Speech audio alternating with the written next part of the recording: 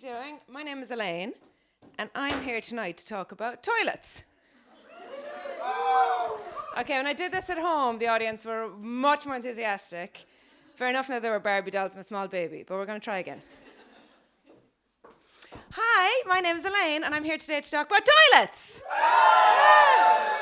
That's much better. And it's Thursday night. I'm not just going to talk about toilets. That would be really strange. I'm going to talk about toilets, litter, the litter you flush down toilets, how it ends up on the beach. So some really nice stuff for a Thursday night. And I know you're thinking, Elaine, how did your life end up like this? So glamorous.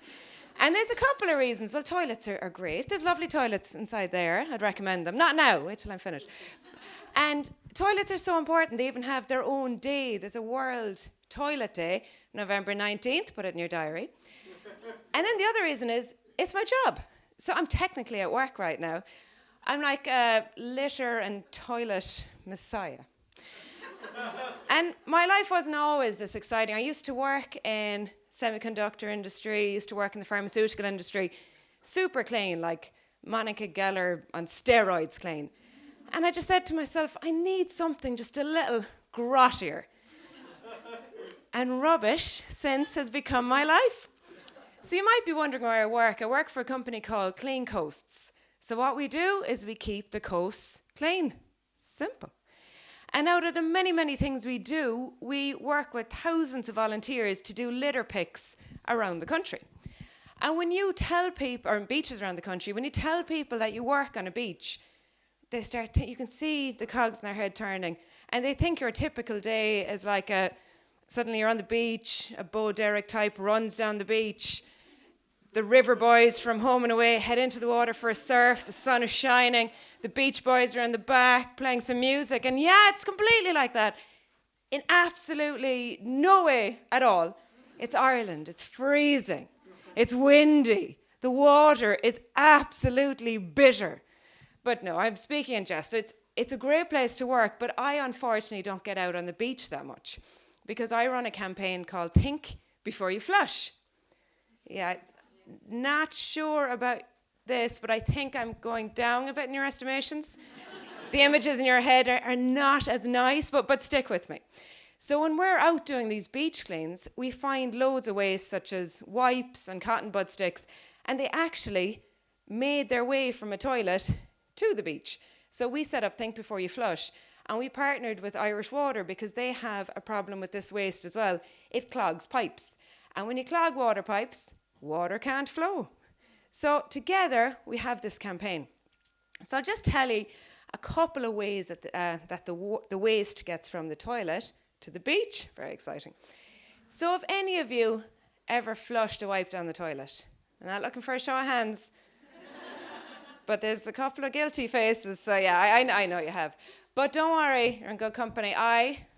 In my youth, and we've done things in our youth, I had flushed a wipe down the toilet. Not proud of it. So facial wipes became a thing in kind of around the mid-90s, the same time as the Macarena was a thing. I don't think it's connected, but anyway, it's time I would have started going out, and you'd come back from a night out, and you're teenagers, you're so lazy.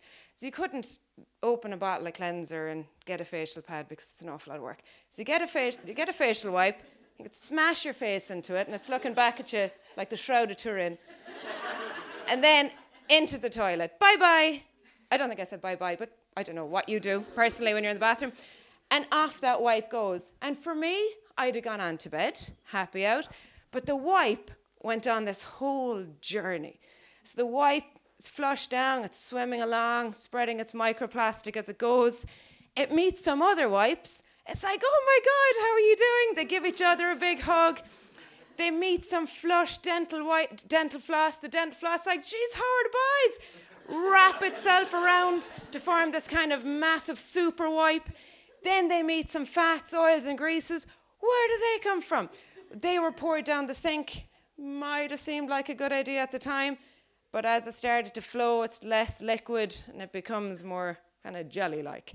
So all this fatty stuff, it's getting cold, it sees the wipes, Jesus lads, I'm frozen, wraps itself around all the wipes, so now you've got this massive gelatinous blob that we call a fatberg, which sounds adorable, but it's actually not. fatbergs can be so awful. They could block a sewer the size of this room. And when they block the sewers, water can't flow in and out. And you know something? People are awful fussy. If their toilets aren't flushing and if there isn't water coming out their taps, they start to grumble. So somebody has to physically clean out this fatberg. Now, if you've the fear on a Monday morning going to work, can you imagine that's your job? No. And the worst thing about it, it's so avoidable for someone to have to do this. Now we'll go back to the bathroom again and our wipe, and we're going to go on a different adventure. So the wipe is flushed down the toilet. Bye-bye, off it goes. This time it doesn't meet any other wipes. It's doing a more eat, pray, love kind of thing. It's travelling along, happy out, again spreading its microplastics, and it ends up in the wastewater treatment plant, which it's not supposed to be in at all. So if it's not causing trouble with the machinery there, it can actually get through the plant into lakes, the rivers, the ocean. If it's not eaten in the ocean by fish or marine life, it can end up on the beach. And that's where we find it. And believe me, we find lots and lots of wipes on the beach.